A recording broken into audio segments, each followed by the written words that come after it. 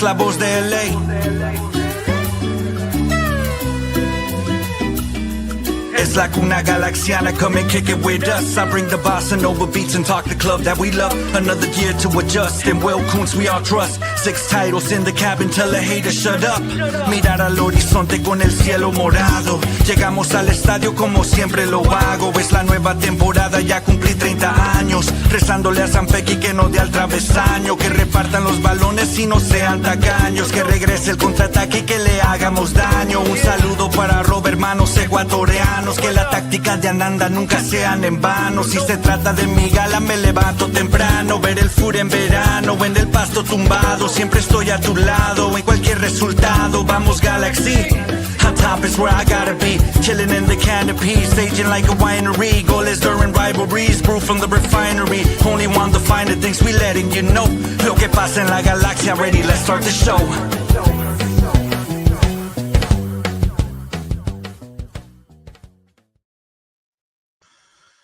Hello, hola, and buenas, and welcome back to another episode of La Cuna Galaxiana, a special episode of La Cuna Galaxiana because it is a simulcast with the Nag Boys. And today, it's a brand new hope as the Galaxy embark on a brand new adventure in search of the League's Cup trophy, starting with tomorrow's tournament opener, a home matchup against Club Tijuana on Thursday, July 31st, that LA needs to win just to keep pace. We'll be joined by the fine gentlemen from News Across the Galaxy for another edition of El Último Sueño, the third of its kind. We'll dive into their thoughts on the season so far, our League's Cup expectations in the face of new rules, take a quick look at the Galaxy's group opponents, and discuss whether the Galaxy needs to win this trophy to consider the season saved. Plus, did the canceled game in Houston set the Galaxy up for failure already in the League's Cup? All of that and more coming up on La Cuna Galaxiana. But before I go any further, I do want to add that this podcast is always made with love. Always. For all of you LA Galaxy fans and MLS fans and League's Cup fans and international soccer fans, you have a home here. If it's going down to the soccer world, we're going to be talking about it. And yeah, I guess that leads me to me and my co-host. I'm Rob Halon. If this is your first time here, thanks so much. You can find my written work at Extra Time Talk and the Sporting Tribune, and you can find me online at El Escudero de LA. And my co-host is here, El Papá de Natita.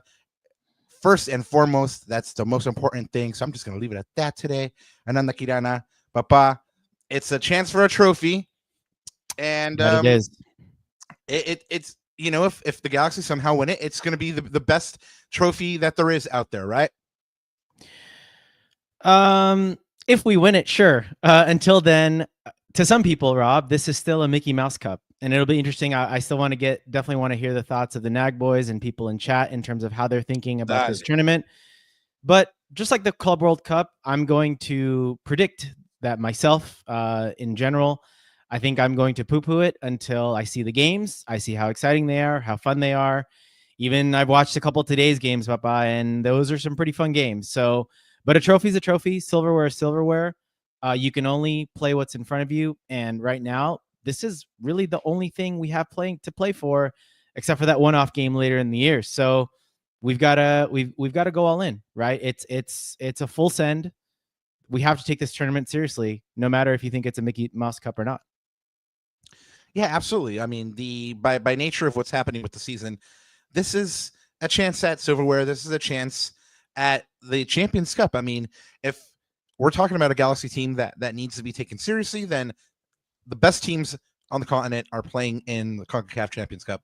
And so the Galaxy need to be taking part in that in some way, shape, or form by any means necessary. And this is a route to do that. So they definitely need to take this tournament seriously. Well, we're gonna get into a lot of why and why not, and different viewpoints and all that kind of stuff about the League's Cup. But first, we want to say that yes, this is a special episode, simulcast with the Nag Boys. So hello to everybody watching us live on the Nag YouTube channel on this simulcast. Go ahead and subscribe if you're there. Go ahead and hit the like, show those boys some love, and as well, go ahead and hit the like and subscribe on this channel, this humble little pod. If you have something really, really pressing or really important to get off your chest, and you just absolutely just need to get it out, it's just like this fire burning inside of you, you can go ahead and do so with those super chats, and we'll go ahead and answer your question or read your statement out.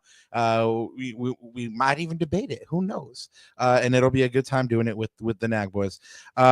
So, Ananda, I think that kind of wraps up the this like housekeeping, right? I mean, what you got on that housekeeping, dog? All I got to say is, as always, follow me, block me, or stalk me at Ananda Get 'em. Galaxiana. And you can find us on all of our socials at Lacuna Galaxiana. And again, guys, we're going to have, Rob's going to talk about it a little bit. We're going to have a little bit of a modified schedule as we cover Leagues Cup based off of where the schedule is. So for all that, go ahead and tune into all of our socials. We will plug stuff and announce stuff on both X and IG. That's where we're the most active. So go ahead and check us out there. But of course, if you subscribe and you hit those notification bells, you will know when streams like this pop up with an Ag Boy. So go ahead and do that. Smash the likes. Whoever's out there is our Prime Minister of Likes in the chat. Go ahead and lead up the crowd there. And of course, papá, como siempre, antes de olvidarme, buenos días, tardes o noches. Y bienvenidos a una edición especial de La Cuna Galaxiana en este caso. Eso. Because we have another Último Sueño. And it's always fun to talk to these guys, man. So let's get out some bits and bobs, then we'll bring the two boys on to talk about the Galaxy and their chances in Leagues Cup. Orale, here's another bits and bob here. We were recently on a couple of different podcasts, and so we want to go ahead and shout those cats out. Peyton from Talking Galaxy and Galaxy Buzz, mad love, shout out to you. I'm still waiting for that shit. I'm gonna fill in some vitamins, baby. I'm good for it. And then we also were with Jose Bromigos and on Goals TV's transfer video, which was a lot of fun. Ananda had a Brujo moment. I had a Brujo moment. It was a good time. Go ahead and check them out on those channels. Go ahead and show them some love. In terms of announcements, Ananda, we have one really that we could just base this whole entire pod around today. And it's really look, I mean, if we're talking about this in terms of like, movie, classical, good and evil, like this man is all that is good with the Galaxy community and just he embodies everything nice about it. Happy birthday to Don Raul. Just man, shining light in the darkness. Just always sitting on him with all his rings and just been there as a constant presence for the good moments and the bad and leading the way in the light, man. It's just nothing else to say. Ananda, anything to add here about Don Raul? He is, like his name says, he is a Don. Absolute G. So that's it, man. There we go. It is the 12th year anniversary of my fellow countryman Chucho Benitez's death. You may ask, what is the Galaxy link here? Well, I'll tell you. Chucho was cut down in his prime. All of a sudden, killed over and died on the field. And he was, I believe at the moment he was in Saudi Arabia, but he had stops with America and Santos Laguna. And one of the Galaxy's opponents coming up is Santos Laguna. So anyway, if you're Ecuadorian, this one is big. I mean, he had a bright future and he could have been, great in that Ecuadorian national team. But anyway, rest in peace, rest in power, Chucho Benitez. And Ronald was talking about this earlier.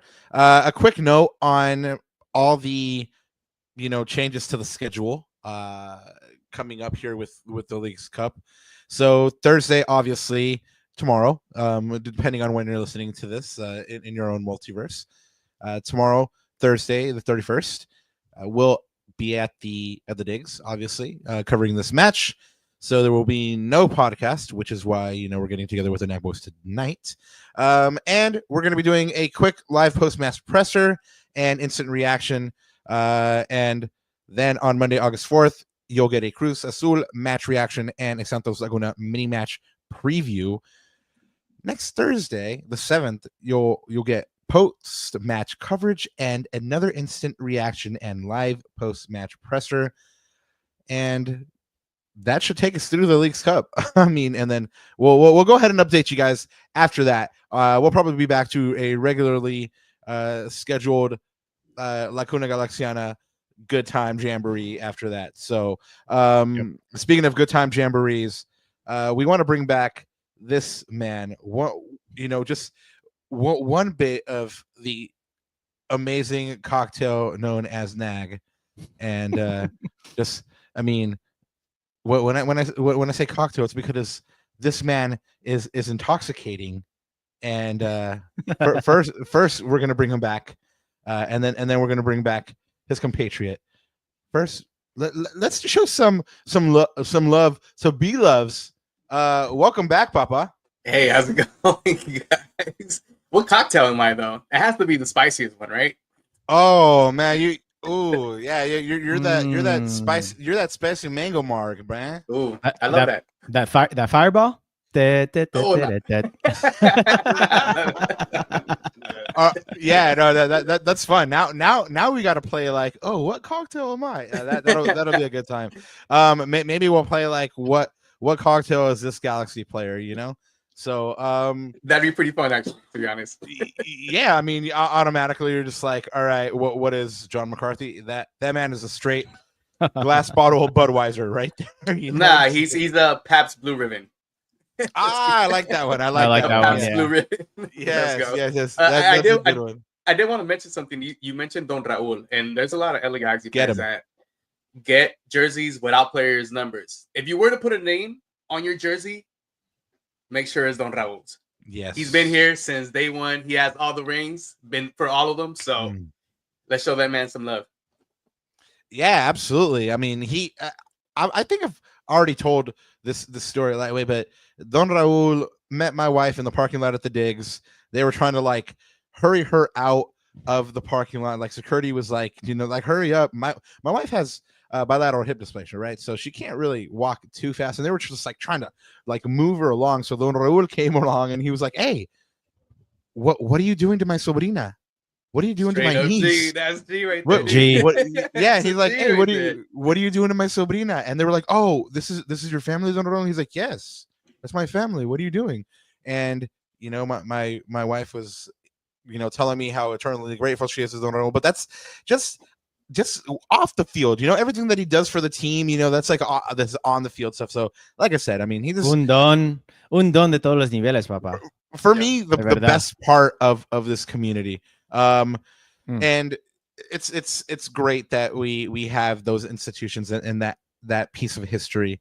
One of the guys that could tell us a little bit more about Don Raul's impact is your compatriot on NAG. Let's go ahead and bring him on now.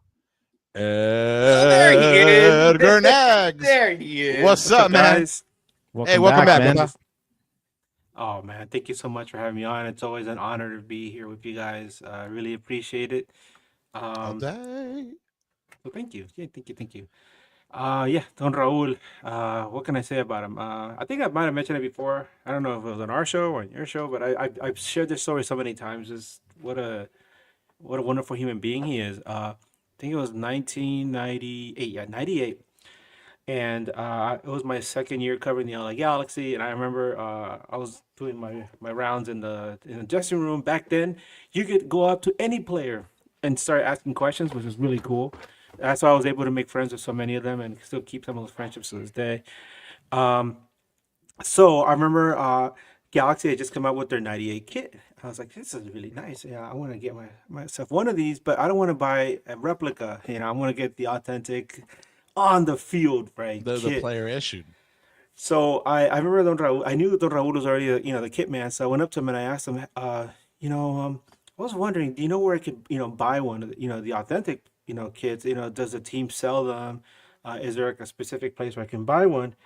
And he just kind of winked at me. And I was like, okay, that's kind of interesting. And he left, right? And I was interviewing Danny Peña at the time, who was the Galaxy defender. And all of a sudden, I feel like a little tug. I had a gym bag where I had all my stuff, and I looked back, and then He opened up my gym bag and he stuffed like a Galaxy kit into my gym bag. And Danny Pena looks at me and he's like, "Yeah." He just kind of nodded, and I was like, "Oh, what?" And Raul was just like, and just like walked away, and I was like, Such a "What?" G. What a legend. That's legend And stuff. yeah, when I got to the tunnel at the Rose Bowl, I'm like looking at it, I was like, "Oh my God!" It was still like in the packaging and everything. It was like authentic player issue, LA Galaxy kit. I was like, "Oh my God!" And the next time I saw him, I was like, I feel terrible. How much do I owe you?" He's like, "Nothing. I don't know what you're talking about." Damn. Yeah. Such a G, dude. Like, can you imagine like how much chisme he knows, bro? Like how much behind the scenes, like how much dust ups, like do Zlatan and Du Bois really hate each other? Like, Oh my God. how in Landon and David Beckham went in I mean, just he knows all the chisme, but that's the amazing thing about him is that like he's such an ethical, integral person that he'll never divulge any of that, man. Like he's just like so trusted. I mean, anyway, we can be here all day talking about him, and we have Leagues Cup to talk about as well, which he would probably say tiene que ponerle ganas. So happy birthday to you, Don Raul. Hopefully you were surrounded by friends and family. Guys, last time we were with you, I think it was at the beginning of the season, and it was a funny episode. Pre San Diego, and everyone was like, "Woo!" Yeah. I do not want to listen to those receipts. I do not want to listen to those That's receipts. a big receipt right there, dude. Man. There's no way. Stairway to 7. Everybody was like, 7th incoming, right? So, one word reaction to the Galaxy's season so far. Edgar, you're up. Unspeakable. Damn. It never happened. B-Loves. It never happened. Yeah, no, like, si no me acuerdo, no pasó. B-Loves, what you got on that one word? Oops. Yeah, no, it's an anomaly this year for damn sure. Well, like I said, we saw you guys at the beginning of the season. Galaxy fans had high hopes. Everybody on that podcast, us included, we're just going off about how the Galaxy might pick up another one. We, yes, the losses were a hit, but we had some interesting young players coming in. Obviously, it hasn't worked out so far. Like I said, it's been an anomaly. We can't really quantify it. It's been a bunch of different things. But, short answer, in your own words, what do you think has been the main reason for the Galaxy's form this year? B-Loves, let's go with you this time first, because we went with Edgar last time first. I mean, I think it's unfair to ask for a short statement because there's so many things that's going on with the LA Galaxy, from not having their best player to players having things in the back of their mind that doesn't let them perform to their capacity. If I were to want to put it in short, it's just been chaos. From not having players to not having the form, it's mind-boggling. It's to say the least, because we don't know why they're this bad. We've seen the tactical numbers in the last year where they were bad in aerial, but now this year they're just bad in everything. And how does that transfer from being the champion to, this is the longest hangover for a championship team, just to be honest. Yeah. So it's been really tough. It's been really tough to watch. Do you feel like somebody put Santeria on these fools or what? Well, I don't know. We were doing, we've seen a lot of like the social media stuff where like, oh, el huevo, bring, curen al equipo porque we're shit, right? We need that. We need everything. We need the sages. We need all that stuff to expel whatever bad luck we have. And yeah, it's not, I can't really explain it, to be honest. I mean, yeah, a bunch of people always ask me like, what's up with the Galaxy? And I'm like, damn, like I can give you like just like a really quick answer, or we could be here all day. Just like, how much time do you have, brother? Let's have you heard let's read from the book of Greg Vanny really quick. Turn to chapter 3 verse 1. Edgar, what do you think, man? Like BLF said, it's kind of hard to put it in a short statement, but best you can. What do you think is going on there? I mean, how to explain it, right? Well, he mentioned that he thought it was chaos, but if it really was chaos, then that means like there's no rhyme or reason or anything. And so at some point, Galaxy would have won a match early on in the season and then followed that up with a horrible result. So it would have been all over the place. Um, you know, those seasons when everything has to fall into place for you to be successful or win a championship, like keeping your players healthy, making sure everybody's on the right page, making sure that everybody is doing all the small little things that you can't quantify on a stat sheet. Well, this is the opposite of that.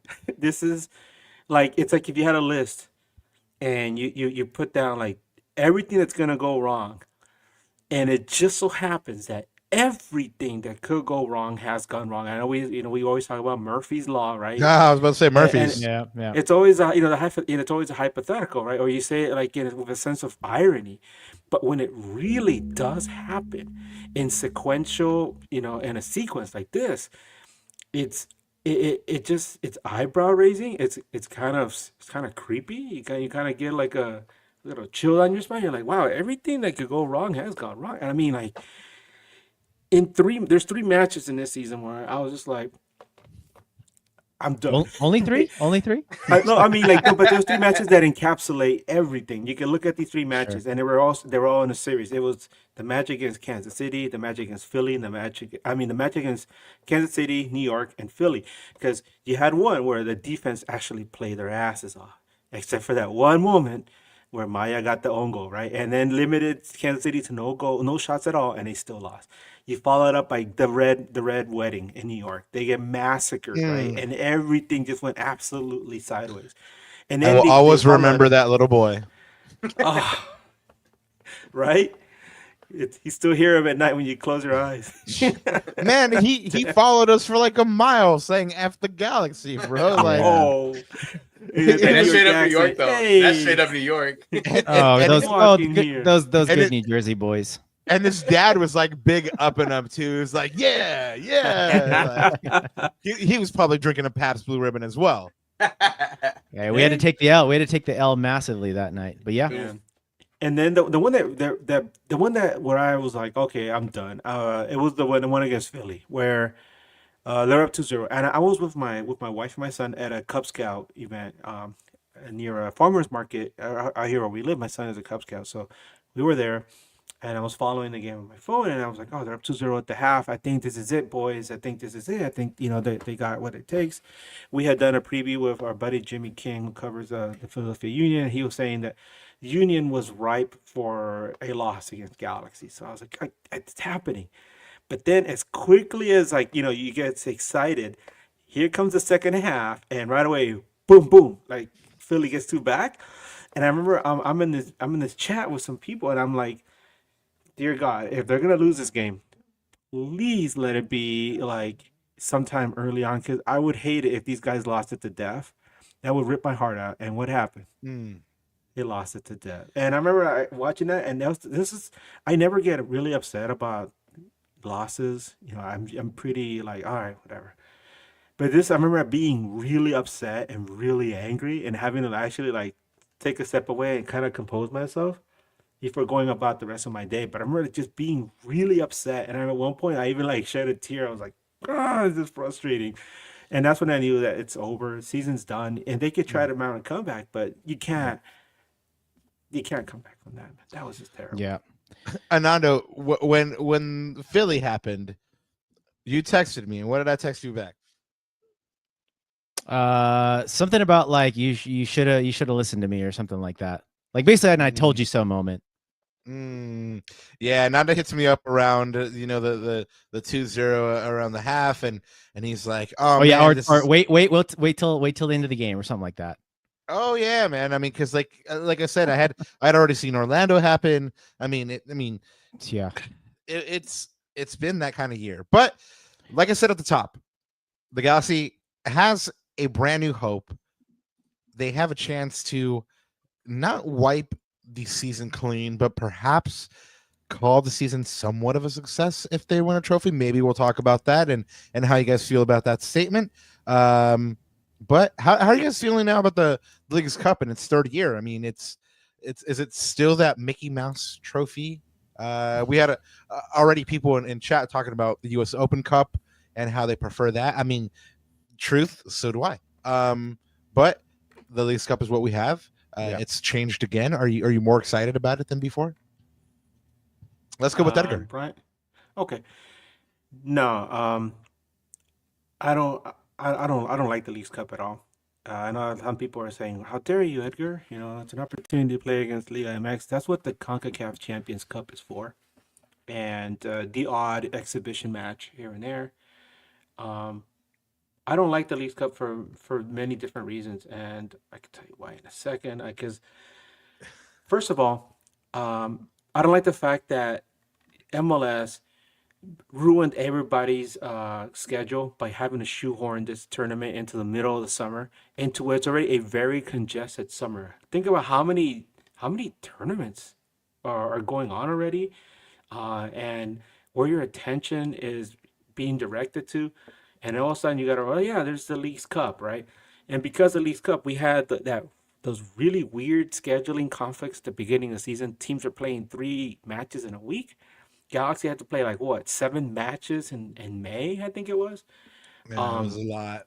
Everybody was getting strung out, and then you get this tournament, and then you look at it and you're like, okay, well, what's it gonna do for us? You would think with so much moving of the schedule around, that would at least give enough time for these games to happen. But you play one, and like literally a few days later, you got to play another one, and then a few days later, another one. You don't even get a chance to breathe. So yeah, I don't like it. I also like the fact that the Liga MX teams are having to travel from Mexico to travel and play in matches across the U.S. and Canada. That's not fair to them, man. Yeah, it'd be more fun if the MLS teams travel to Mexico as well, right? I agree with that too. And I just think that's it's only fair. And on top of that, like I said, I just think it's absolutely a cash grab. When I want to see Liga MX versus these two leagues play each other, Liga MX and MLS, I want it to be in the CONCACAF Champions Cup, which I think has history. It has more weight to it. And I love the U.S. Open Cup. I would rather LA Galaxy be playing in the U.S. Open Cup, which is spread out over the course of a season, so it doesn't really interfere with your players and your time management. So that's how I feel about it. As far as like how I think Galaxy is gonna fare in this, well, it's an opportunity for a trophy, right? But it's not that easy. If you look at the format, it's like a mosh pit. Oh yeah, It's like, we'll get into that. Yeah, for sure. Well, we hear Edgar. We hear that you definitely hate on the Leagues Cup. We'll be expecting the diss track very soon. You're not a fan. The ether to the Leagues Cup. Exactly right. B-Loves, what about you, man? Have your feelings on the Leagues Cup changed at all since its inception? Do you think it's improved at all? More excited about it than the first or second year? What you got? What are your feelings towards this tournament? As far as this tournament in this last couple years, I haven't been interested. The only reason why I'm interested now is because the LA Galaxy is. Can I cuss? Absolutely. Yeah, man. The LA Galaxy is shit. It doesn't seem like we're going to be able to compete in league, and this is an opportunity to get back into the Champions League, which is a big club thing, which I mentioned in the last time that I was on with you guys, that if you're going to be a big club, you have to take this tournament serious and try to compete for it and get another title. Now, I do agree with a lot of what Edgar said, that the U.S. Open Cup has way more tradition in what it is MLS and what U.S. soccer in general means to us who have seen this league grow from its inception. Aside from that, it is a cash grab. Except aside from this year, because I do want them to compete this year, only because they could get back to Champions League. Aside from that, I think it's just a cash grab. It's a waste of time for a lot of the clubs, especially how Edgar mentioned that Liga MX doesn't receive anybody at their home. I think that's a very unfair scheduling, how they do it. And so, I mean, just follow the money. That's exactly what Don Garber has done with this tournament. And not just that, a lot of games that could go wrong for any team that's trying to compete at any level, right? We already know Ricky Puig was out with us, but let's say we go to Cincinnati to try to compete. Let's say Evander goes down. Their season is done. Let's say Inter Miami, Messi, and Suarez go down. Their season is done, right? So it's too many matches for MLS to try to compete in both tournaments, especially if you want to like create some history within the club, right? So like a Miami, for example, they're new. Having this many games is gonna cap you what players you could play because they're probably not with fresh legs and stuff like that. So it's a lot of all that, and that's what kind of turns me off about the tournament. Except for now, because I want them to compete. Yeah, I was going to say, another thing I wanted to, sorry, go ahead. just real quick. Go ahead, another thing I wanted to add that I don't like about it is the fact that Liga MX teams just started their season. They're 3 games in, and you know there's a certain rhythm to you know their scheduling, and all of a sudden they're forced to play 3 games in a short period of time. And is there any guarantee that some other important players aren't going to come down with injury, and then your season is hijacked right there? It's over. I mean, God forbid something happens to some player. But injury worries are you know a constant throughout. You know, yes, congestion plays a factor, but you know it's part of sport. Is you know potential injury. Could I throw another wrench in there before Ananda goes on? Go for it. What about the opposite thought about that? What if there's people that say, you know what, these are the type of games you have to, if you want to be a big club, like they do in Europe, they play a lot of soccer out there. They play a lot of matches. If you want to be a big club, you better play all these matches year round. You can compete if you are a top club. Because there are probably people out there thinking the same thing. Like if you are like in America or Chivas, will have tradition of hundreds of years. Right. You play in these tournaments, you need to perform because you are the top club. It doesn't matter who you put out on the pitch and all the X factors that go around playing league, cups, and all this. Is that a fair assessment from the opposite train of thought? Yeah, it absolutely is. I mean, let's look at results tonight, or at least one of them, and we'll get into more results in a moment. But I mean, Real Salt Lake beat America in penalties, was beating them 2-1, and America scored in the 97th minute. I mean, that's a result that's going to reverberate in Mexico, right? I mean, it's not like, you know, and no shade to RSL, but it's not like, you know, they were beaten by Philly or Inter Miami or, you know, any of the clubs at the top of the table right now in MLS. It was against RSL, right? And RSL should have won in regulation. I mean, so I mean, it's big in that result. In that, you're right, B-Loves, that these big clubs are that are in Liga MX, it's for them, it's a big tournament because by virtue of we have to win these, because if we don't, we're going to get like absolutely crucified in the press in Mexico. And you bet they're going to get crucified in the press tomorrow. Club America is going to be on the headlines of every diario in Mexico, right? I mean, they lost to RSL. What are they thinking? I mean, it's basically like they're already knocked out by virtue of the format. Well, we'll talk about that here in a second. But I mean, you guys have talked about how you haven't really liked it too much, but with this result here and with last night's result, what are you thinking? No excitement at all? No, like, I mean, the first night was bad for MLS clubs, but tonight was pretty good. B-Loves, does that move the needle at all for you? It, like I mentioned earlier, the team sucks right now in league. Might as well go for this one. And if there was any hope of seeing any type of result, well, for me personally, when I watch MLS, there's certain trends, right? Of Saturday, there's a certain trend of what teams win, whether it's the home team or the away team, and by the score. Last night in Leagues Cup, MLS didn't do too bad. Today, it was a positive. Can tomorrow be another positive? And I see it in that aspect because, of course, the LA Galaxy is not too hot right now in MLS, and this could be one of the tournaments that wakes everybody up, and especially because I don't know if we're going to talk about this, but there's been a roster sheet out, and there's a certain injured player that's available for this match, and so maybe that gives the fans more excitement to try to watch the LA Galaxy maybe perform well in this tournament, which I want them to win. I'm throwing it out there once again.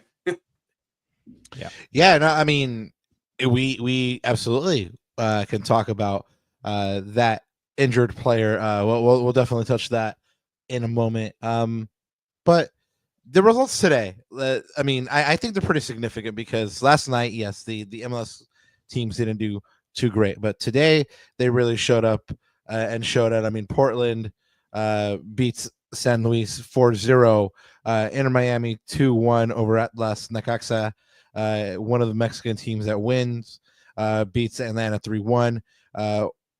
Pumas wins in penalties over Orlando 4-3, and Minnesota beats Querétaro 4-1. And then, like I said, that RSL result over Club America is huge.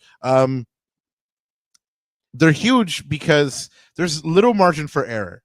There's new rules this year, a new format that make this tournament and any kind of misstep basically like a dead tournament. So if you misstep at the beginning of the tournament, you basically have two rubber dead matches, right? There's 36 teams total, 18 from each league. There's no more groups this year. The top three teams that perform well in this tournament do get that CONCACAF Champions Cup berth. And there's two rounds to this, guys. There's the phase one round, which obviously began yesterday, and the knockout round, which starts on August 19th and ends with the Leagues Cup final on August 31st. Obviously, we know the Galaxy has three opponents in round one. All teams are going to play three matches against opponents from the opposite league. So MLS teams will play Liga MX teams, and then vice versa. There are no ties. So 3 points for a regulation win, 1 point for each team if the game is tied after 90 minutes, and an extra point for teams that win in a penalty shootout. And what I think kind of makes this interesting for me, guys, is that there's only 4 clubs from each league going through. So it really makes like I said, the standard and the margin for error very, very slim. And since it's done with points, it is a possibility that somebody could conceivably win all their games and still get knocked out. And if you're wondering about tiebreakers, it's in descending order: wins in regular time, goal differential, most goals allowed, fewest goals conceded, fewest points in the fair play table, and then a draw organized by Leagues Cup. And if it can't be settled there, they are going to a dance battle. Probably. Who knows? I'm down. Exactly, right? You're like, I'm gonna bust out them flares, son. Edgar, overall thoughts though on the new format. We know you don't love the tournament, but what do you think? Did they improve the format at all? Did they make it more elite? Potter sure as hell doesn't love it. Says format's a convoluted mess. I mean, it is a mess. It's just trying to smear lipstick on a pig. It's still a pig, right? I mean, there are some interesting matchups in there though. Like we just got off talking to Las Azulinas podcast, and they cover Cruz Azul, and we were talking about how on paper, right, especially before the season started, right, if you were to look at if the Leagues Cup schedule was released like early in the season or right before MLS season started, and you see on there you have LA Galaxy versus Cruz Azul, right? Cruz Azul obviously is the CONCACAF Champions Cup champions. LA Galaxy defending MLS Cup champions. Man, that's a marquee matchup, right? But in hindsight, you look at it like, damn. Yeah, but LA Galaxy has been doing okay in the last 5 matches. They've only had 1 loss, so maybe it's going to be something interesting. All right, Galaxy has a shot in at least 2 of those 3 matches that they're paired up against. But as far as the Leagues Cup is concerned, the nature of the tournament itself, that they had to do this, just goes to show you at the whole Mickey Mouse-ness of it, I guess, where it's like it's like this, like almost like a joke, like, oh, we're just gonna throw a bunch of teams together and we're gonna shake the bags and see who comes out, and that's the schedule right there. And only 4 from each side, hey, look how funny it is, interesting. So I don't know. I can't take it seriously if it's gonna be like that. And like I go back again to the whole like, well, what about playing in Liga MX? Away matches. But when you look at the social political climate right now, it's kind of it has its own hurdles too as well. Yeah, for sure. We hadn't even thought of that angle, to be honest. But B-Loves, do you, based on what you know of the format and everything, does that change the outlook for you, the Galaxy's chances in this tournament, being that there's only 4 teams from MLS that go through, so that means Galaxy can't mess up. So, to my understanding is that they want a final where there's a Liga MX team and an MLS team, and I think having that final, regardless if it is Leagues Cup, is something that everybody as a fan wants to see. So the Leagues Cup in general is not something that I would subscribe to frequently, but in this case, if it is going to be that type of format, then all in. I think at this point, especially since you're the defending champs in the LA Galaxy, I think, hey, put your big boy pants on and let's go to work. You only get 4 spots. You want to be one of them, and let's get it. I mean, what else do we have looking forward to, right? Are we going to get into playoffs this season? Maybe not. Is there no U.S. Open Cup? Maybe not. There's not. So this is the one. This is the one.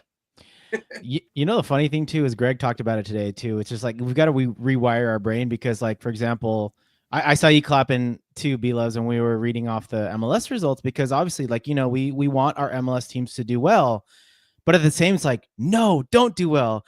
The curve's got to come down. It's like taking a test, right? And like you want everyone to flunk the test so that the curve goes down, so that we can pass the test. And in this case, we don't want our MLS teams to do well so we can get out, because only 4 out of 18, we did the math yesterday, that's like between 20 and 25% of the teams go through to the next round. So that's what makes this tournament interesting. Greg talked about that too. We just have to kind of rewire our brains a little bit. But I think from a fan's perspective, I mean, we've been, at least most of the fan circles have been talking about them wanting to see how MLS stacks up against Liga MX competition, right? And I look at this comment by Pottermus. I think it's super interesting. This one here, it's a bit ridiculous. MLS versus Liga MX. Can't imagine the Premier League versus the Scottish Prem. Now this opens up a whole nother. This opens up a whole nother can of worms, though, with, like, in terms of the, you talked about the big clubs, B-Loves, like that goes to like whole roster rules and roster construction and salary cap and all that stuff. But if your premise is correct, then we definitely have to, do something for, I mean, all MLS clubs, in my opinion, but the big clubs, if you want them to play this many games in a calendar year, right, and take these tournaments seriously. Yeah. I'm going to say something to this real quick, because it's something I mentioned last season. Last year for Leagues Cup, and I'm going to stick to my guns. I still think that the worst MLS teams are way better than the worst Liga MX teams, and you see that, and you saw that in the tournament last year, where like the final four were MLS teams, and the results this year, it's still early on. We're still seeing some interesting results here and there. I mean, Necaxa just destroyed Atlanta United. Atlanta United is going through a nightmare season, though, so that's they're in a mess. I'm looking like Inter Miami beat Atlas, right? Pumas beat a pretty decent Orlando City team. Minnesota United destroyed Querétaro. And Portland Timbers, which is a really good team, beat San Luis. So I think the MLS teams are set up to do better. They're already in form in the middle of the season, so we expect them to do better. Like I said, a lot of these Liga MX teams, I don't know how badly they're going to want to pursue Liga MX, maybe a sense of pride, but they're just starting out, right? And they want to get back in gear with their tournament and with their actual tournament, Liga MX. So there's not that much of I don't think there's that much of a impetus for them to come in here and say, we're going to tear it down, unless that's a good point. They don't think they have a real shot in the regular season. So what you're saying is that MLS is the Prem in Liga MX. Liga MX is more like is the that Welsh what you're league, saying, right? Edgar? The Welsh Premier League. Damn. Damn. Is that what you're saying, Edgar? Is that what you're saying right now at Lacuna? Right now, They're at 9:45. And on they're News Across gonna Galaxy. they're gonna come for all of us, man. They're gonna come for all of Oh us, bro. no. Shout out to Adam who's hitting us up with the super chat. He says, "Who spoke for media availability today?" We had the Reverend Greg Vanny and the Apostle Diego Fagundes. And I like that name. We'll get to their remarks and everything here in a moment. But Edgar, you mentioned that you were on with Las Azulinas. What was your one big takeaway from that conversation with them regarding Cruz Azul? Oh, they're very confident. That's one word that they kept repeating. How they feel very confident about Cruz Azul coming into this tournament.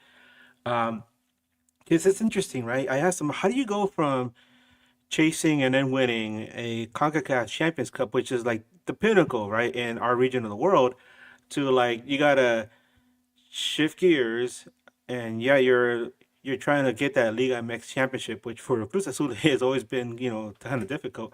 But then you have Leagues Cup, right? And they were like, we feel confident about our team. We think that adding another trophy to the to our honors it's a great opportunity, and they really do believe that Cruz Azul has a great shot at doing this. Obviously, they come in wearing that heavy weight, right, of being the regional champions. So they have that, but they're also under a new manager. And so they're saying how having transitioned from one manager to another manager to another manager kind of has its own challenges. So there's a lot of questions that need to be answered. And maybe playing in this tournament will help answer some of those questions and also determine which players are able to step up in clutch situations. But again, these guys, they are the reigning CONCACAF Champions Cup champions. So they don't have to do anything to prove how good they are. But maybe it's just maintaining that hegemony, right? That look, we're the champs. We're gonna come in here and we're gonna stand, on business, and you're gonna see us, dominate. Are they one of your favorites? Cruz Azul, like I said, I really haven't paid much attention to this tournament. I really don't care, to be honest. But I would think that, coming in as the CONCACAF champions, yes, I think that they're definitely one of the favorites. But they don't have an easy path. They got to play Seattle, and then they got to play Galaxy, and I can't remember who they're playing in their third match at the top of my head right now. So Colorado? Seattle is not. Pardon? Is it Colorado? Colorado, yes, Colorado Rapids. Thank you. Yes, Seattle. When they last played each other, it was a score. I mean, they killed Seattle in the second leg of their Champions Cup, run. But in the first leg, which was in Seattle at Lumen Field, it was scoreless draw. So they understand that playing in Seattle is no easy task. And then LA Galaxy, the history. I don't know if you guys got a chance to see what I was talking about in our episode, but the history between Galaxy and Cruz Azul has been pretty one-sided. With one of those, it's been two times that they play each other in an official tournament. And the first time they faced each other was in 1997 CONCACAF Champions Cup final. So put that feather in your cap, Galaxy fans. After the first Galaxy season, Galaxy made it all the way to the CONCACAF Champions Cup final. They were up to 0 early goals by Eduardo Hurtado. And then Cienfuegos went down with a horrible injury on a tackle. There was no card on that tackle. It should have been a card. He was hitting, the player didn't get carded. Cienfuegos was out of the game. Then everything fell apart. Galaxy gave up 5 goals, and then Jorge Campos scored one like in garbage time. But it didn't matter. They lost 5-3. I remember that was just it's such a difficult pill to swallow coming on the heels of having lost to DC United MLS Cup 96. But yeah, and then they played each other again later on, and also in the Champions Cup. And it hasn't gone well for LA Galaxy against Cruz Azul. So this is an opportunity to do something against this team. Why not? Let's do it, boys. We have another. Yes, no, but you're right. Why not? Let's do it. I mean, those are my feelings, exactly. We have another super chat from Adam. He says, "Is Jesus Corona the starting goalkeeper for Cholos?" Shout out, Jesus Corona. Yeah, he is. He's his name is Jesus de Corona, right? Chuy de Corona. Chuy Corona. Yeah, he is a goalkeeper. Well, what we learned from this last talk with the Las Solinas. What I thought it was Rodriguez For Cholos? for Cholos. Yeah, it looks like I was just looking it up right now. It looks like he started the last few matches. I think it's Joe Corona. That's his name? Joe Corona? No, Joe Corona is a captain now, former right? Galaxy player. Former Galaxy. Right. Right. Maybe he's got him mixed up. I'm not sure. Yes, I believe I did, but no. Like I said, I thought it was Rodriguez that had started the last couple matches for Cholos. But we'll get more into that here in a second. How many points do the Galaxy need to get out of the knockout rounds? Guys? Receipts. All of them. We see the format being very, very difficult. So again, very little margin for error. Do they need all 9? Do they need at least 7? Yes. What do you think, Edgar? All of the above. Oh my. Yeah, no, all of the above. Yeah. I was looking at the 3 matches, right, and I'm thinking which ones are the more possible results, and I think that Galaxy might just squeak one out over Tijuana, and they're gonna have a lot of issues with Cruz Azul, obviously, and then Santos is beatable. Right. A very optimistic, very naive, very bright-eyed, doe-eyed Edgar would say 7 points, boys. Right? Well, with that voice and everything. With that voice, yeah, like that. Oh, happy. Yay! But a very jaded, weary 2025 Edgar. 2025 Edgar, right? Especially after having gone through a very interesting June. I'm saying like, damn, 3 points. But that's the variance of this team, right? It's like we don't know what LA Galaxy team is going to show up. Now, granted, we're at home. That's an advantage for us. We have to take advantage of that. There's no travel, so there's no excuses, right? I get you. Yeah. Good point. Home? No, good point, Bilas. But Right. remember in that game last year, guys, against Chivas de Guadalajara, it was a very similar atmosphere like that, and I thought that was a really actually fun game to watch. Mitrovic masterclass in the penalty shootout. Now, it's funny because you guys were talking earlier about chaos. Let's not forget there's still chaos happening off the pitch, right? So I'm hoping that atmosphere kind of like lifts the crowd. B-Loves, I remember the last time I saw you, we were in section 200 watching that game, and it was a library, right? Yeah. Like those games have been, it's been a library at the Digs. Unfortunately, we have not made it a fortress. So I think that can work to our advantage, guys, in my opinion. Well, we earlier we were asked about the presser and who spoke. Like I said, it was Reverend Greg and Apostle Diego. And Diego spoke first, and he kept on reiterating that don't get upset at me, Edgar. I'm just the messenger here. But he kept on reiterating that he really liked this tournament, and it was seguía diciendo que era muy bonito. Era muy bonito el torneo. And it was a chance for the Galaxy to play for that trophy, kind of play for that trophy and give their fans some joy, some happiness, but that it was an important tournament because only 4 teams go through, and so you had to be really elite to go through. He's playing for my club. He better not say anything else, right? That's all I gotta say. Well, so he says to be successful, they have to be ready, finish chances, and try to have some of that home atmosphere. Ananda, you were talking about atmosphere right there. I mentioned this yesterday on Talking Galaxy. I have heard through a couple different sources that Lars will be back in the stands for the next match, so expect them to be back there.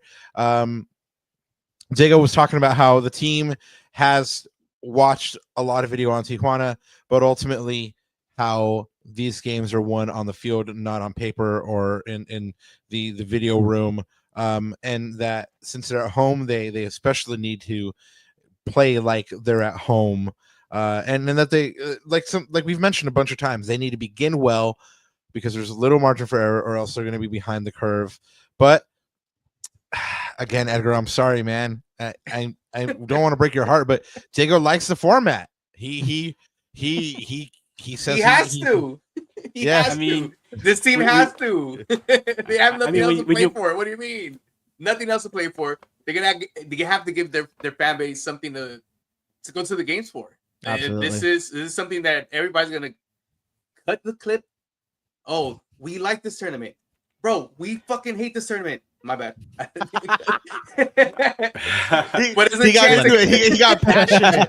I love that. Remember, this is after dark, guys. This is a simulcast. This is after dark. This is like dale. You have to now. Especially when you're a player that wants to play not just for your career but for the pride of the team that you're playing for. We got to try to perform in this tournament. We have to say things like this. We have to get not just the people that are following our club, you got to get people in the locker room. In the locker room, we got to get them hyped up. Hey, this is the tournament we have to go for it. Let's go for it. We love it. We love the tournament now. It was the Diego.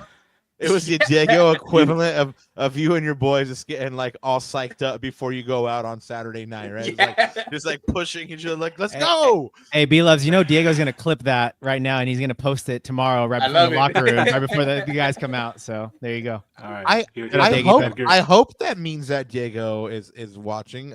Shout out Diego if you are watching. Mad good luck to you in the tournament, man. And come on, please. You know where to find us. But guys, Diego was on, and like you said, he has to say these things, but he's at least saying them convincingly. He's saying them well.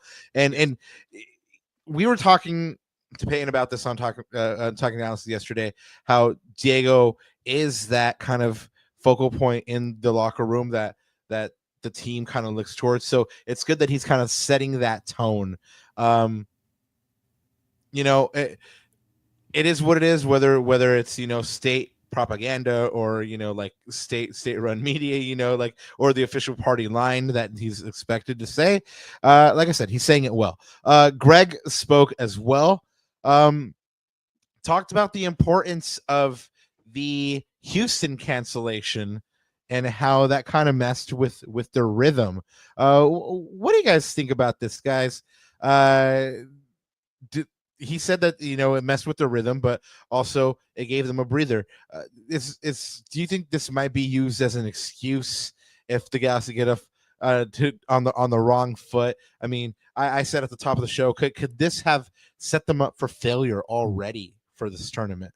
Bilos, what do you think? I think he's being sincere with that answer. Because from the outside perspective, where I see it, they weren't doing bad in these 5 stretch of games. But they weren't doing it. They could have played better, but there's been a lot of key pieces who have stepped up. The main thing for me has been the reintroduction to Marco Royce. This season has been a spectacular season for him, and the fact that the LA Galaxy was able to only concede 1 loss in the last 5 matches, and then heading into a possible win that could have been in Houston, it may have deterred their momentum. But I also like the fact that they're able to rest and be able to prepare for this tournament that's coming up. That's a very big thing for us. Well, for me, at least for me now.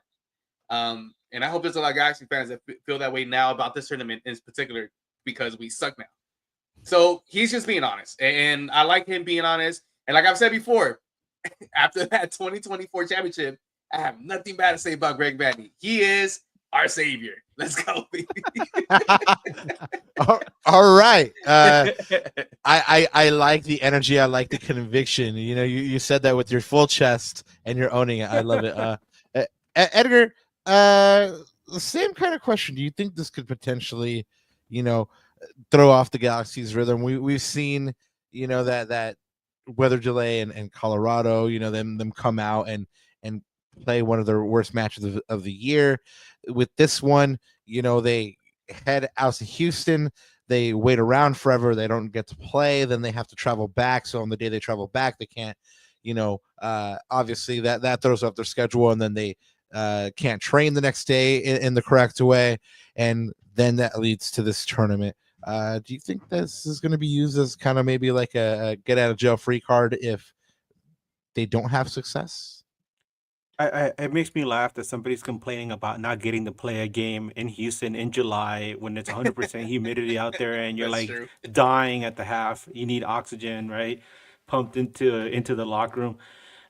That's just funny. And the whole rhythm thing. It's like, buddy, how are you going to complain about maintaining a certain rhythm when you're going to go from playing Major League Soccer to this completely different tournament against Liga MX teams? That doesn't make any sense. I just think that they should be glad that they have the opportunity to give injured players an opportunity to rest and then to prepare for something that's completely different from what you've been doing the entire season. It gives you a little bit more time to do your homework and prepare. Um, Marco Royce is like inside that very serious, German heart. There was like a little smile that cracked, a little sunshine, peeked in. That he didn't have to play in that game again in Houston because we saw how he melted against St. Louis last year. In that game where they had to play in the middle of the day. He was very red. Let me tell you, I lived in Kansas in 1999, and summers in the Midwest, and especially in the Plain States, when you get all that heat coming up from the Gulf, it's disgusting. It's disgusting. I can't even begin to describe how horrible it is when night falls. And in here in Southern California, we expect it to get nice and cool, and it just gets hotter and more humid. And every time you take a breath, insects fly into your face, and it's just it's not good, man. So like that reporter. You guys know that the famous YouTube clip where the guy is like reporting on the side of the road and a fly comes into his mouth and he starts going off. Oh my god! No, it's great. Hilarious. No, I haven't seen great. it, but I'm gonna look that up right now. Yeah, I mean it's one of the classic early YouTube algorithm hasn't hit me with videos. that one yet, Rob. Oh man, it's so good. Algorithm hasn't worked on me in that one yet. Next, you're gonna tell me you guys have not seen Latarian Milton either, which is a darn shame. Anyway, let's get back to some Galaxy talk. The Galaxy's first match is against Tijuana in 3 all-time League Cup matches played at the Digs. The Galaxy holds a 0-2-1 record, and 5 all-time League Cup matches played under the current format, which began in 2023. They hold a 1-3-1 record. And the last League Cup match played at the Digs, the Galaxy pulled out a 5-4 penalty kick shootout win over Chivas de Guadalajara. The furthest they've ever gone is the round of 32. And in 2 all-time meetings between the Galaxy and Club Tijuana, the series is tied 1-1-0. Last meeting, or in the first meeting, rather, the Galaxy earned a 1-0 win. That was back in 2014. The second time that they met was in the CONCACAF Champions League. In the first leg, Tijuana wins 4-2. Second leg, Galaxy wins 1-0. Not enough to go through, however.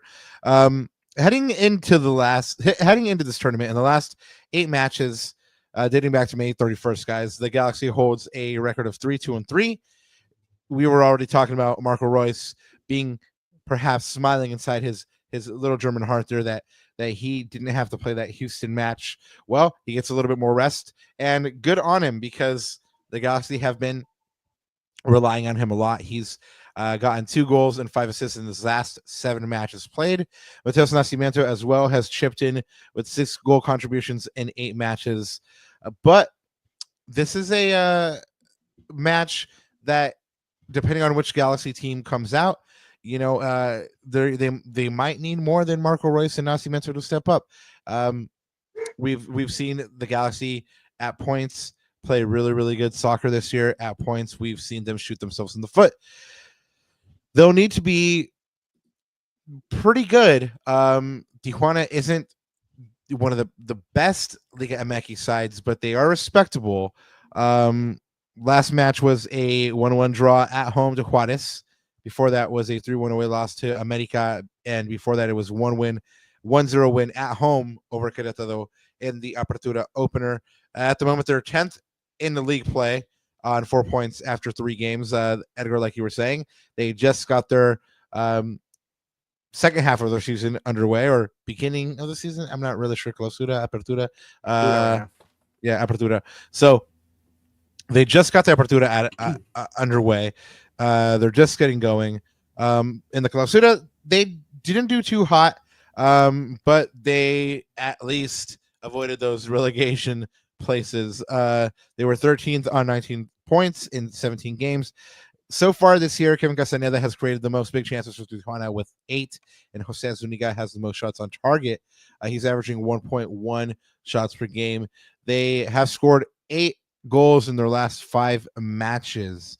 Ananda, let's go ahead and talk really quick about who we could see for the Galaxy featuring here, and specifically something that we brought up earlier is that a certain injured Spanish superstar that loves to beef with our good friend Profe Alex on Twitter is included in this roster. Why do you think he's included, Edgar? Well, since he got injured, since he suffered the injury way back in December, and then we had the surgery, all the prognostications pointed at his return coming in late July, early to mid-August. And folks, we have gone from, hope he gets better. Oh, look, he's getting better. Oh, look, he's back in training. Oh my God, he actually in full contact training to it's happening, boys. It's finally here. It's like Christmas in, August. We're probably most likely going to see him play at some point at some facility during this tournament. I don't want him starting. I think they should still keep keep him in bubble wrap until later sometime this MLS season. But at least if he gets a few minutes, that would be really really exciting and be like a ray of sunshine, which has been a pretty dreary season. And it also would be a great opportunity to see how players like Mateus Nascimento would react to having somebody like Enrique Puig pulling the strings and bringing a sense of calm and normalcy to his wingers, who can then just focus on trying to create some chaos in the 18 and maybe whipping in some passes into Mateus Nascimento, who could suddenly find himself feasting on that kind of service. So I'm really looking forward to seeing Ricky Puig coming back. I'd rather see him come back in a U.S. Open Cup match. Sorry, I gotta stick to my guns. I'd rather see him come back, in a match against another MLS opponent. I'm starting to get the impression you don't like the League's Cup. Nah, we'll give it away.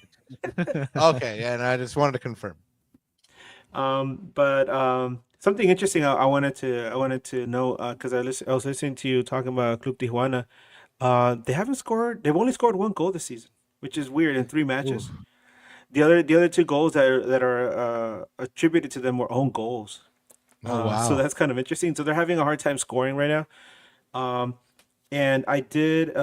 We weren't able to get somebody from Club Tijuana to join us on our podcast, but I did get an interesting little scouting report from Cesar Hernandez, who covers the Club Tijuana for Cholos podcast and ESPN. He messaged me. I asked him, "Can you please give me some information?" He said, "Sure. I think it'll be a 1-1 match that it goes to penalties. Although Galaxy have had their issues, the same can be said of Tijuana as well, and their attack hasn't exactly been brilliant." He said, "Keep an eye on 16-year-old Gilberto Mora. He's the best prospect in Mexican soccer, and I wouldn't be surprised if he steps up once again." So there's a little insight for you guys right there. Yeah, no, for sure. That I was talking about Mora yesterday with Talking Galaxy and how he's that Efrain Alvarez archetype.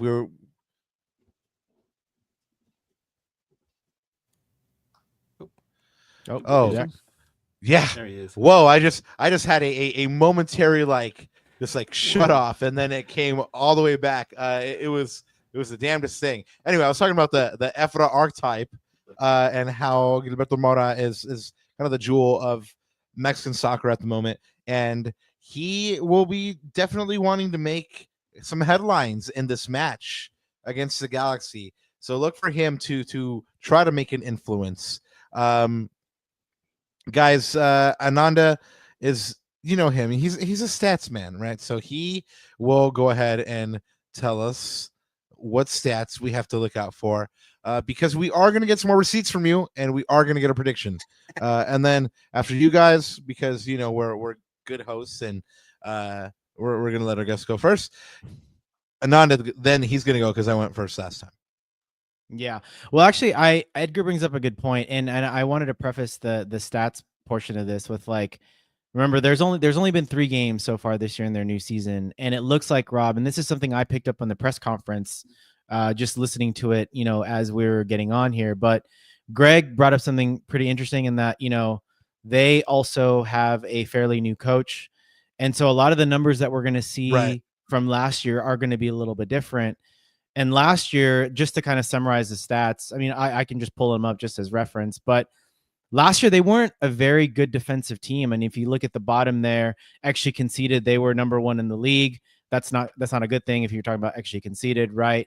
They only had 2 clean sheets out of 17, goals conceded per match 2.1.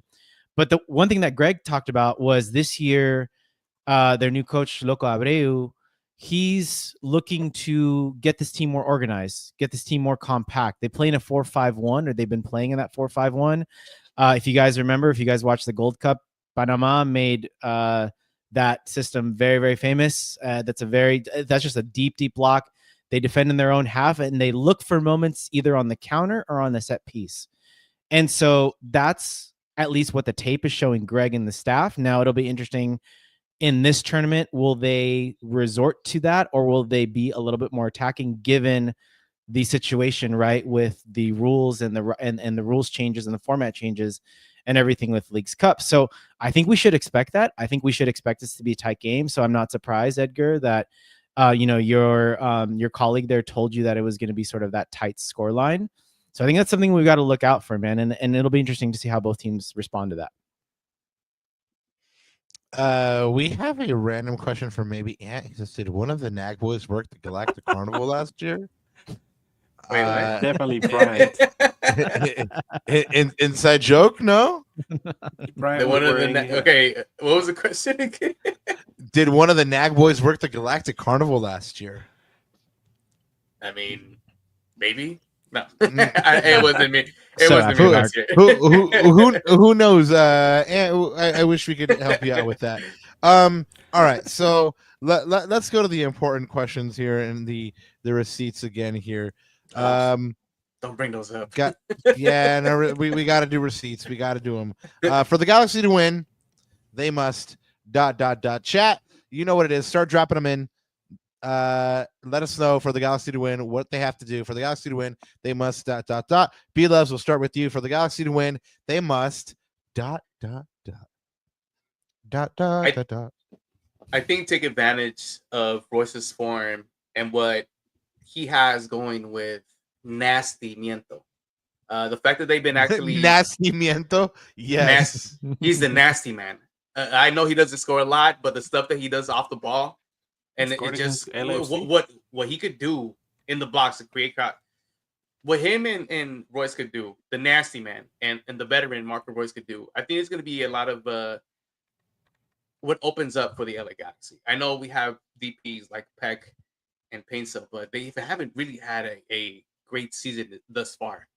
I know in these last 5 matches, everybody's kind of been stepping it up, and I hope that kind of trend continues going up to these Leagues Cup. But for me, the key is going to be Marco and the nasty man, and I hope they the Nastimiento. I love it. The nasty man. He is nasty though. He is nasty. Oh man, if he had scored that back heel, it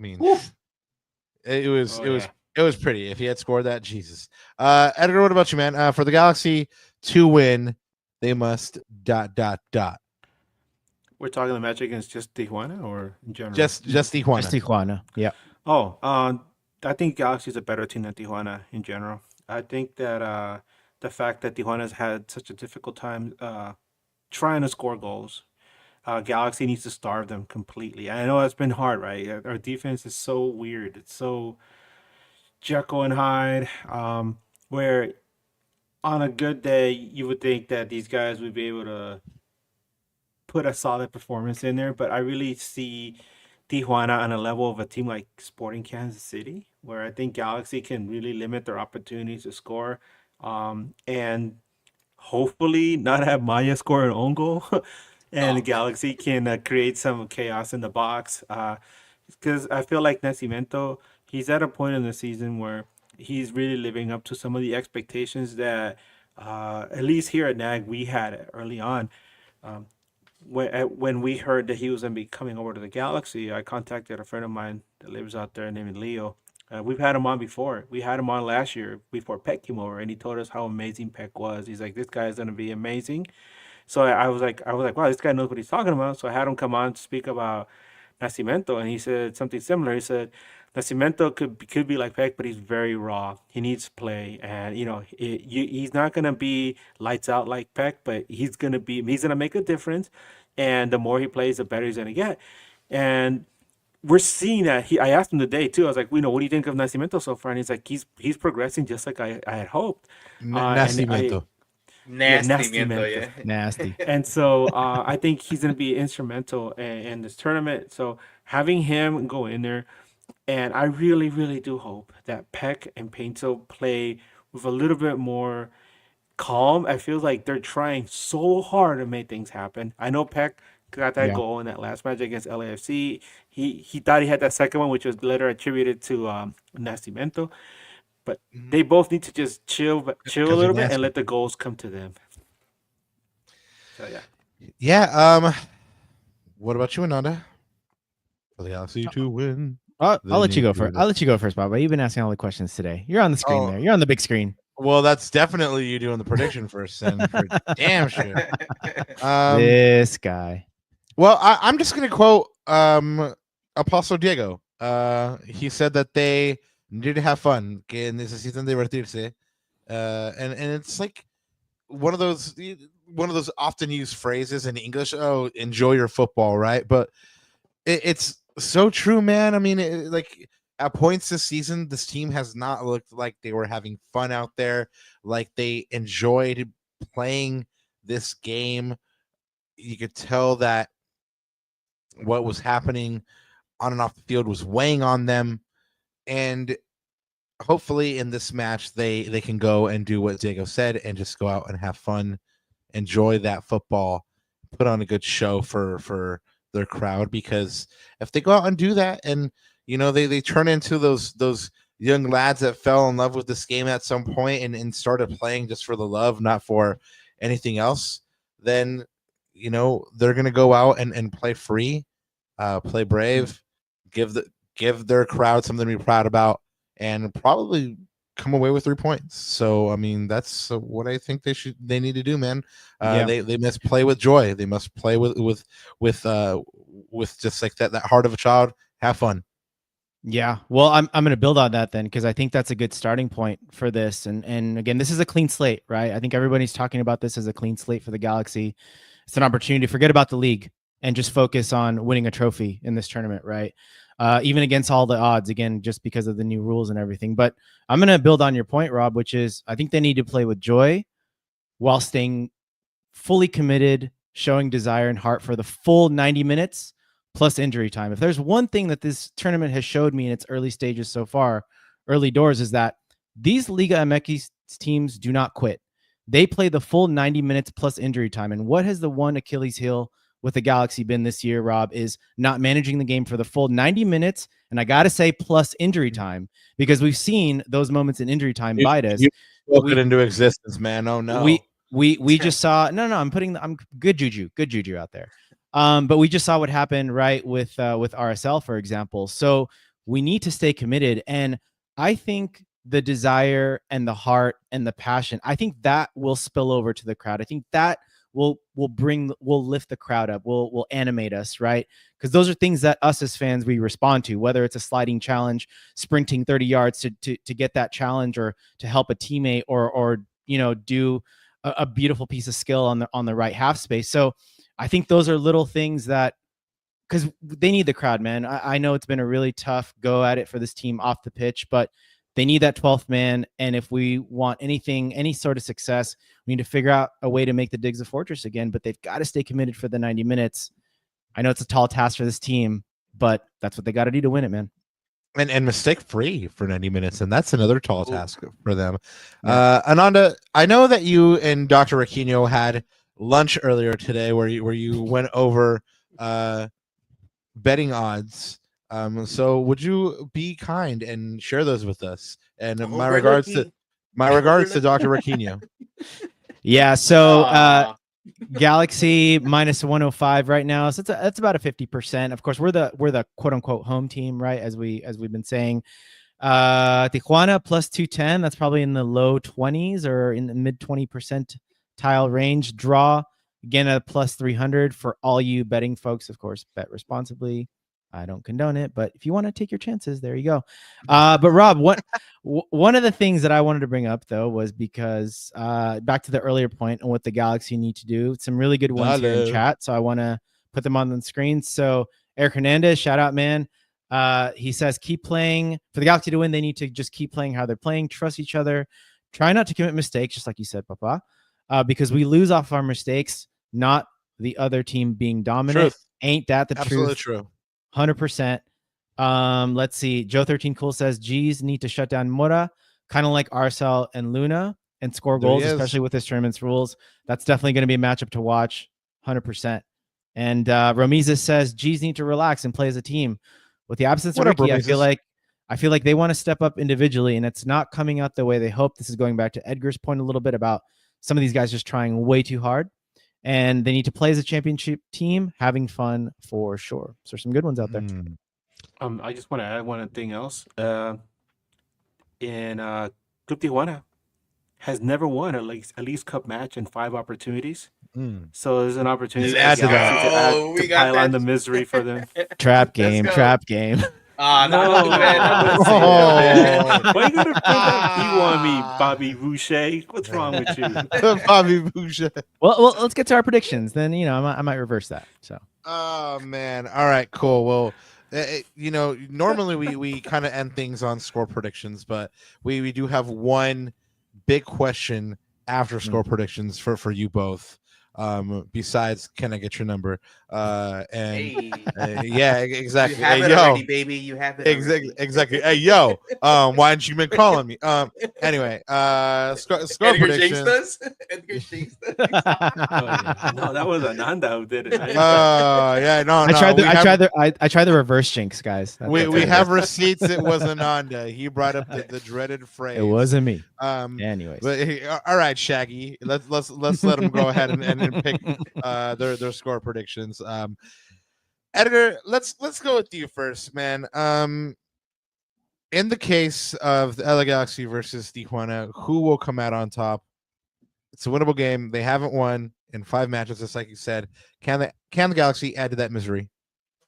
Oh yeah, I think Galaxy can take this game 2-1. I don't think it's gonna be as comfortable as me saying it. Galaxy likes to make things very dramatic, and I think it's either going to be a close match, and then it's going to be a goal towards the end of the game, and then everybody's going to scramble to try to make sure it doesn't end up like with Real Salt Lake and Club America. But I think LA Galaxy is stronger. I think they're on an upward trend right now, and they're in a better situation, in a better state to take this win. But then again, how many times this season have we said the same thing with LA Galaxy heading into matches that are winnable? Have we said it? I mean, you mentioned Orlando. I mentioned that against Orlando. We mentioned it against Houston. We mentioned it so many different times. And then the guys go out and surprise us. But I really do think that they turn the corner. And I think they're on the right track right now. And even if he's not going to play right away, having Ricky Puig back in training, I think is a huge emotional boost for this team that you can't quantify. Yeah, that's fair. Yeah, absolutely. In regulation, right, Edgar? In regulation, 2-1? In regulation, 2-1, yes. 3 points. B-Loves, what you think? What is your prediction for this match? Do the Galaxy come out on top? Are you going to be contrarian and say, you know what, Tijuana might take it? Oh, of course not, because that was very persistent in saying that this should be a cup that the LA Galaxy should go for, especially right now that we're having a very bad season. And I also want to touch on something that Edgar mentioned, which is Ricky Puig being just on the bench. I think that gives the team an extra confidence boost to perform in these type of tournaments. On top of that, like I mentioned earlier, the fact that Royce is on a very good hot streak right now. The nasty man is finding his groove. Nasty. It seems that this is a tournament where they could take serious in the way of just coming into form for maybe next season. Even if they don't win this one, you go all out for this one and see where you're at competitively. Of course, I'm going to want these guys to win it. Probably won't happen. But if we can sneak past the group stage, I think we could shoot for the moon. And against Tijuana, let's be the illogical one, 10-0. Let's fucking you and Eric Hernandez, man. There you go, baby. We gotta take some dumb shit. All right. Can you imagine, Rob? That our instant reaction tomorrow at the digs, guys. We are here reporting live from the digs. 10-0. If it's 10-0, like there's no way we would be calm or rational. Even if it's 5-0, we would be just kind of buck nutty. Just you calling Mateus Nascimento has me think. Yeah, Nasty Mento has me thinking of Romeo Santos at the beginning of all the songs. So nasty. So nasty. Man, we definitely got to come up with the Romeo Santos. We need that sound. We need that sound bite too. We need the JP one, and then we need the Romeo one. Exactly. Sure. Exactly. All right. Well, 10-0, 2-1. Ananda, what you thinking? 50-0. Damn. Yeah, 10-0 sounds about right. No, I think I'm gonna go. I think I'm gonna go 3-1. I don't know. I feel confident about this one. I think the players are gonna go into this with less pressure. Like I said, this is a clean state. I think mentally they're gonna see it that way too, and I hope that shows itself on the pitch. What I'm hoping though is a fast start. Hope these guys gets out of the block quick. We need an early goal. I think that would do a lot to settle the nerves. I think the longer we don't score, the longer it's a 0-0 game, the longer it plays into Tijuana's hands, and that they can steal one, right? Let's not get it to penalties. We need the 3 points. This is other than Santos Laguna, but Rob, that comment that you made on Talking Galaxy there, it's still seeping in my mind. We might share it towards the end of the show, but I think this is, if you look at the schedule, this is the one that we've got to get some, max points out of, I think. So 3-1 for me, man. And sneaky take for me, I think Mocuevas is going to start at right back tomorrow. Oof. That's not a sneaky. He should be starting now. I'm going to say that. I love Mickey Yamane, but what Cuevas did in that Tráfico match, the fact that he was able to just ping that to the target, that shows you already that he's your starter next season. I don't see any other proof. Yeah, no, he's definitely got to be shown a little bit more time. And we've heard from Greg that that's going to be the case. I guess I'm the only one left, right? Yep. 10-0, 10-0, 10-0. Well, I see this comment here by Eddie Nags, and says 10-0. We do the show naked next time. Oh my God. This is truly after dark. Yeah, this is. I mean, let's go. I mean, he's already naked watching this as he protects. we figured you out, Eddie Nags. Oh my God. So if the Galaxy are like 5-0 at the half tomorrow, I mean, all bets are off at that point. Get the tangas ready. All right, I'm calling a 2-1 win as well. I think the Galaxy have enough in their locker to go ahead and get this win. They're better on paper. They've been on an upward trend, like a couple of you have mentioned. So yeah, I think a 2-1. I think we're pretty much on agreement. The Galaxy win this first match. Some of us are dreamers like John Lennon and thinking 10-0, which is not bad. Shoot for the stars. And some of us are calling that 2-1. This was the important question though that I wanted to ask after the prediction. So the Galaxy, we've talked about have a chance to win this trophy, right? Let's talk about how we've talked about how difficult it is to win. It's a hard margin of error, but somehow if they do get through the next round and they somehow do get through the knockout phases and they win this tournament against all probabilities. They take out, they take out Cruz Azul in the final, or they take out Club America in the final, or one of the big Mexican clubs, Tigres or something like that. And it's that glory-filled day, and everybody's like crying and lifting the trophy and stuff like that. If that happens, is the season somehow saved? Would you consider the season a success? What do you think? Trophy, championship spot, 100%. The fact that we haven't been able to get a win from the start of the season to like 15, 16 games in as the defending champions, to now being able to compete for a trophy that puts you back into contention to a tournament that should be one of your priorities as a big club, I think that's a major win. I know we want to go back to back as spoiled LA Galaxy fans who want to win everything, right? We've shouted from the top of the mountains that we want to be the champions for the last 10 years. Now we're finally champions. We haven't a shed season. Let's perform in something that actually gives us more prestige to our club. What it means to be the biggest in MLS. And if we end up winning this, I mean, that's another one in the cabinet. And I'm all for it. 100%. Yep. Another trophy in the cabinet. I'm actually all for it as well. Edgar, I've been meaning to tell you this all pod. You look stunning in that purple and gold. I love it. Don't tell him that. Oh, he just, man, you and the cheese. Anyways. Anyway, we call it foreign blue and gold, please. All right, I'm gonna hit you with the same question, man. If somehow, some way, the confetti rains down, the Galaxy pulls out a stunning victory in the final, they win that trophy. Has the season been worth it? Is it a success? Is it saved? I'm gonna call this. If that happens, I'm gonna call the season an aberration.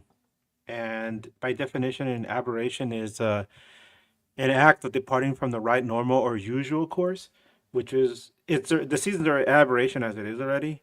So you're gonna go from absolute disaster to, hey, maybe things aren't so bad, because Galaxy has already, at this point, they've already matched the point total for the worst ever MLS season, which was DC United, where they only had 16 points all season. Galaxy's there now, so they have 10 matches left to get away from that. So it's already, they're not gonna have that hung over them already. It's an opportunity to do something with these last 10 matches, and then you have the Leagues Cup. But if they do win, I mean, what the hell? What were what happened? Where was this team during the first half of the season? I know we mentioned how like everything everything that could go wrong went wrong, but where were these guys? And all of a sudden things are clicking and getting better. And then the funny thing would be, yeah, they win Leagues Cup, and then they go back to MLS play and they go back to losing. So that would drive me nuts. Would I welcome a trophy? I mean, it's a trophy.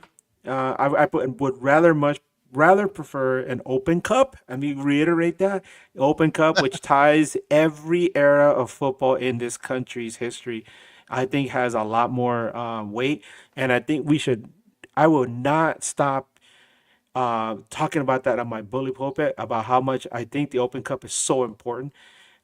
League Cup to me is like a made-up plastic tournament that's just a cash grab, and it just happens to have all these teams. Of course, you're going to have drama. Of course, you're going to have teams that are going to want to win it, because you're not going to go in it not to win it. But if Galaxy wins, fine. They'll put it in the trophy case. I'm not going to boast about it personally. That's just my take.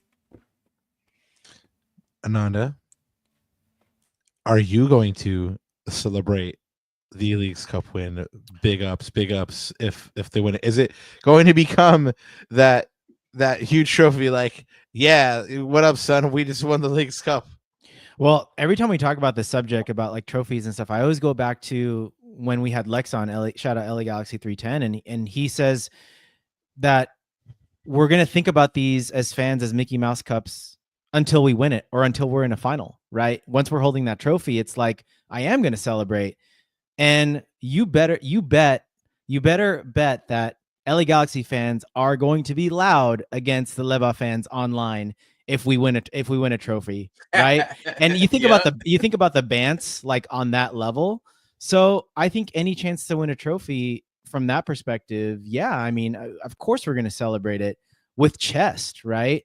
Now, I think in terms of the larger picture for the team, I mean, look, a trophy is a trophy. I think for me personally, gone are the days where I can just like not care or poo-poo a tournament just because it is what it is, whatever that may be. Because I think over time, like, look, it's a competition. It's an ability to win something. And what's the aim of elite sport? It's to win, right? It's to continue to convince people that LA Galaxy is the most storied franchise in MLS. And by the way, a win or just being in the top 3 or being in a final will guarantee us being in the CCC again next year, which at this point right now in the league, I don't think we have a pathway of doing that, right? And so if we want to keep that status, this is the point that B-Loves made earlier, if we want to keep that status as a big club, we have to take this tournament seriously and hopefully at least get a shot at the final. So beautifully done with that Kaiser jersey. I love that jersey. I should say. Thank you, sir. Baby, Orlando Pirates. Ooh, boo. You know, I've talked about how I want the Galaxy to take this tournament seriously, and with Greg's comments, with Diego's comments, I really feel like they are. Diego said that they've been talking about these games a lot and that they're ready. I think they're ready too. I think we've all called that they're going to win this first match. Edgar, you were on with you know, some folks from Cruz Azul. I actually think that the Galaxy are going to do the incredible and pull out a win, right? And then they will lose to Santos Laguna. Nah, don't do that. Oh my God! It would be like the Galaxy though. Like, yeah, like it not would. like It would be. it would. It Yeah. really would. Come down to the last match. Yep. Yeah, they it- need when the they go pressure's into on, that yeah. match needing one point to go ahead and get through the next round, and they drop it. Just like we needed what was it last year against Houston? One A point tie. result, a tie to Yeah, get in that to be first in seed. place. Yeah. But yeah, they did us a favor because we still won that championship. that's true. It gave the Galaxy. It all worked out. Luckily, Yeah, it it worked You know out. what's funny is that the both of the ladies from Las Azulinas, they both agreed that Galaxy should definitely easily handle Santos. And like, because I asked them, what do you guys think?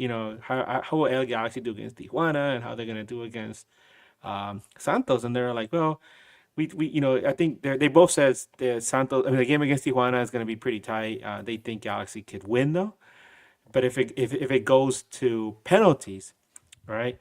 That if it goes penalties against Cruz Azul, they think that Cruz Azul might lose that match because their goalkeeper isn't the greatest at penalties.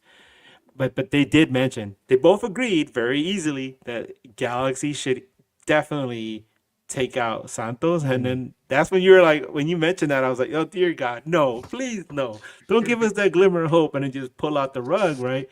Yeah. But Somebody, I'm not going to mention who, mentioned trap game earlier. I mean, Santos for me has trap game written all over it. Only 3 wins in the last, I believe I mentioned 30 or 29 last night. And it's just been a terrible time for them. Even, I mean, the Galaxy have had a bad season. Well, Santos has had a couple of bad seasons. So naturally that means trap game right there, right? But boys, calma. 3 points tomorrow. Let's get business. Let's handle business tomorrow. Yeah, I mean, tomorrow. what Damn it, game? Rob, I thought we were good, bro. We're gonna win tomorrow. I thought we were good. One game at a time. Oh yeah, tomorrow. Yes. But not Sunday. I'll agree with that one. Nah. One of the things I forgot to mention, and it should be worth mentioning, is that Club Tijuana captain Joe Corona, former G. Yep. Making his return to the dig. Just for a fat L. Let's fucking go. And on that bombshell, Joe Benny, if you're listening, once a G, also G, and you're welcome. We on the love show you, too. dog. Yeah, we love you. Well, come on the show, man. Come on the show. All right, guys, we're about to head out of here. So before we go, you guys can see the tags on there, but really quick for all of us here, we we really, really appreciate you being on the simulcast. We love doing this with the Nag boys. You know, El Último Sueño. We've done a couple of these already, and they're to mark, you know, occasions. You know, we've done an El Tráfico version. This is our League's Cup version. Even though Edgar hates the League's Cup, he was nice enough to come and tell us about how much he hates the League's Cup. But at the end of the day, we did find out that he's like, if the Galaxy win it, he's okay with it. So. Yeah, and I mean, I'm okay. I'm okay with it too. I think we're all okay with it. I think that's at the heart of the matter, is that, you know, at the end of the day, if the Galaxy win this tournament, everyone's okay with it, and they should be going out to win this tournament. It is a pathway to the Champions Cup. So, boys, where can the people find you? B-Levs, let us know. You guys can find me as Bryant Nags on Instagram and Twitter. You guys can also find us every Sunday evening on News Across the Galaxy on YouTube. We do a midweek show on Wednesdays or Thursdays. Follow News Across the Galaxy on Twitter. Snapchat? Do we have a Snapchat? Yeah. Carrier pigeon. MySpace. Carrier pigeon.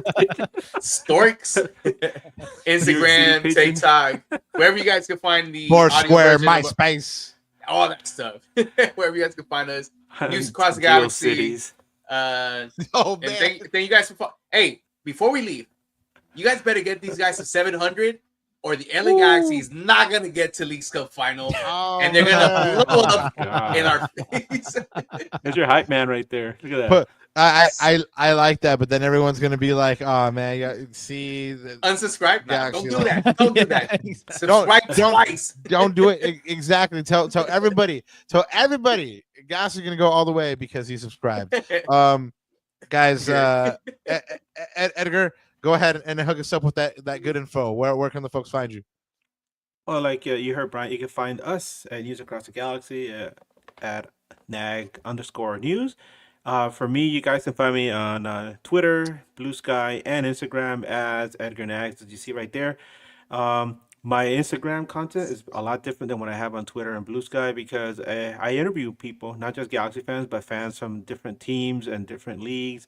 And it's always interesting to get their perspective on things. I just interviewed a father and son combo who came all the way from Germany to watch Marco Reus, and they actually got to meet him, which was amazing. And you get to hear them talking about what their experience was like being at the dig from their perspective.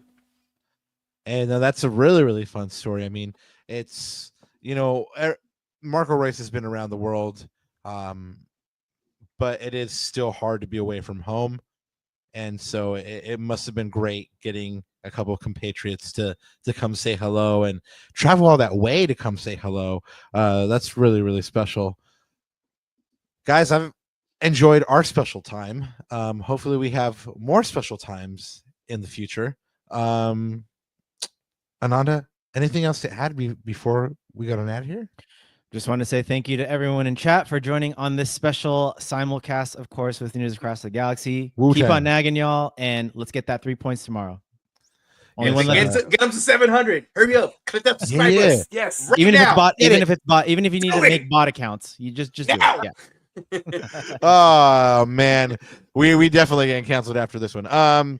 So guys, thank you so much. Next on this humble little pod tomorrow, we'll bring you like we mentioned at the top of the show, there was no pod tomorrow. We'll be at the digs covering that match, but we'll bring you a post-match instant reaction and then coverage from the press conference. Then we'll be back with you on Monday, August 4th, to react to Sunday's match against Cruz Azul and give you a mini prep before Santos Laguna. If you're here, it's because you found us at lacunagalaxiana.com. That's the tag on pretty much everything. Go ahead and show the Nag boys a little love as well. Go ahead and hit them subs, hit them likes on their page. Yes, sir. Without further ado, guys, only one thing left to say besides thank you so much to the Nag boys for being here with us. Here we go. Jesus.